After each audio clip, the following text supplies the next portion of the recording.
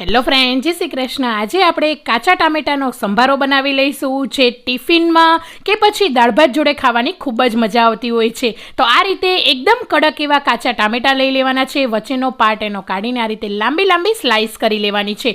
તમે જે રીતે આપણે શાક કટ કરીએ છીએ એ રીતે પણ કરી શકો છો। તો આ રીતે મેં અહીંયા બધા ટામેટાને કટ કરી લીધા છે। તીખા મોળા મરચાં અને મીઠા લીમડાના 8 થી 10 પાન લીધા છે। હવે તેલ ગરમ થઈ જાય એટલે રાઈ એડ કરી દેવાની છે, ચપટી એવી હિંગ એડ કરી દેવાની છે અને તેલની અંદર જ આપણે આ રીતે હળદર એડ કરી દેવાની છે।